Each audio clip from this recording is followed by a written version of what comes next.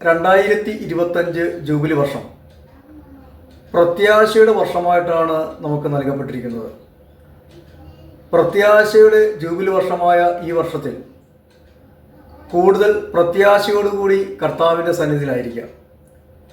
നിരാശപ്പെടാതെ, ദുഃഖിച്ച് അസ്വസ്ഥപ്പെടാതെ ദൈവത്തോട് ചേർന്നിരിക്കുന്ന ഒരു വർഷമായി മാറട്ടെ. യെശയ്യാ പ്രവാചകന്റെ പുസ്തകം 40-ാം അധ്യായം 29, 30, 31 തിരുവചനങ്ങൾ. തളർന്നവന് അവിടുന്ന് ബലം നൽകുന്നു, ദുർബലന് ശക്തി പകരുകയും ചെയ്യുന്നു. യുവാക്കൾ പോലും തളരുകയും ക്ഷീണിക്കുകയും ചെയ്തേക്കാം. ചെറുപ്പക്കാർ ശക്തിയേറ്റ് വീഴാം. എന്നാൽ ദൈവത്തിൽ ആശ്രയിക്കുന്നവർ വീണ്ടും ശക്തി പ്രാപിക്കും. അവർ കഴുകന്മാരെ പോലെ ചിറകടിച്ചുയരും. ഓടിയാൽ ക്ഷീണിക്കില്ല, നടന്നാൽ തളരുകയുമില്ല. കർത്താവിൽ ആശ്രയിക്കുന്നവരാണ് ശക്തി പ്രാപിക്കുന്നത്. അവരാണ് കഴുകന്മാരെ പോലെ ചിറകടിച്ചുയരുന്നത്. എന്നുവെച്ചാൽ ഏത് പ്രതികൂല സാഹചര്യത്തിലൂടെ നാം കടന്നു പോകുന്നുണ്ടെങ്കിലും, ഏത് സഹനത്തിൻ്റെ വേദനയുടെ അവസ്ഥയിലൂടെയാണ് നാം ഇപ്പോൾ സഞ്ചരിക്കുന്നുണ്ടെങ്കിലും, കർത്താവിൻ്റെ വചനം പറയുന്നു, നമ്മളെ അവിടുന്ന് ബലപ്പെടുത്തും, നമ്മളെ അവിടുന്ന് ശക്തിപ്പെടുത്തും. സങ്കീർത്തനങ്ങൾ 23:4. മരണത്തിൻ്റെ നിഴൽ വീണ താഴ്വരയിലൂടെയാണ് ഞാൻ സഞ്ചരിക്കുന്നുണ്ടെങ്കിലും ദൈവം കൂടെയുള്ളതിനാൽ ഞാൻ ഭയപ്പെടുകയില്ല.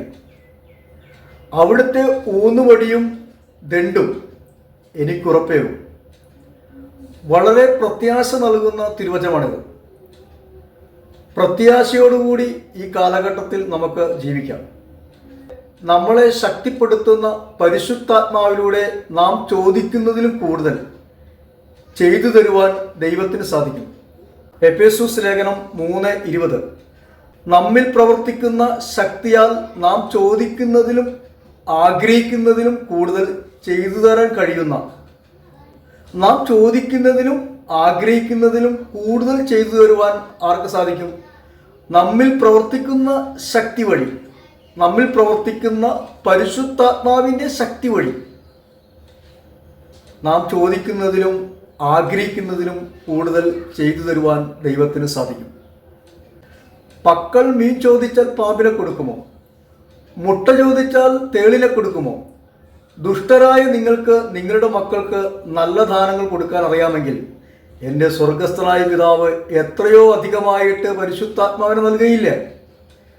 എൻ്റെ സ്വർഗസ്ഥനായ പിതാവ് എത്രയോ അധികമായിട്ട് നന്മകൾ ചെയ്യുകയില്ലേ? ദൈവം ഒരിക്കലും നമ്മളെ അനാഥരായി വിടുന്നില്ല, തള്ളിക്കളയുന്നില്ല, ഉപേക്ഷിക്കുന്നുമില്ല. ഈ പ്രത്യാശയുടെ വർഷത്തിൽ പ്രത്യാശയോടുകൂടി കർത്താവിൻ്റെ സന്നിധിയിലായിരിക്കാം. കൂടുതൽ വിശ്വാസത്തിൽ നമുക്ക് ദൈവത്തോട് ചേർന്നിരിക്കാം. അരയോട് അരക്കച്ച ചേർന്നിരിക്കുന്ന പോലെ കർത്താവിനോട് ചേർന്നിരിക്കാം. നിങ്ങൾ എന്നിൽ വസിക്കുവിൻ, ഞാൻ നിങ്ങളിലും വസിക്കും. നാം കർത്താവിൽ വസിച്ചാൽ കർത്താവ് നമ്മളിൽ വസിക്കും, നമ്മുടെ കൂടെ ആയിരിക്കും. കാരണം നാം ദൈവത്തിൻ്റെ മക്കളാണ്. അവനിൽ വിശ്വസിക്കുന്നവർക്ക് ദൈവമക്കളാകാൻ അവിടുന്ന് കഴിവ് നൽകി.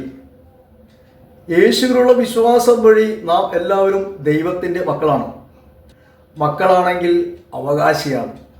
ദൈവത്തിൻ്റെ അവകാശിയും ക്രിസ്തുവിൻ്റെ കൂട്ടവകാശിയുമാണ്. കർത്താവിൻ്റെ മക്കളായ നമുക്ക് സ്വാതന്ത്ര്യത്തോടു കൂടി ജീവിക്കാം. കൃപയിൽ കൂടുതൽ വളരാം, ആത്മാവിൽ കൂടുതൽ ശക്തിപ്പെടാം. ദൈവം അനുഗ്രഹിക്കട്ടെ.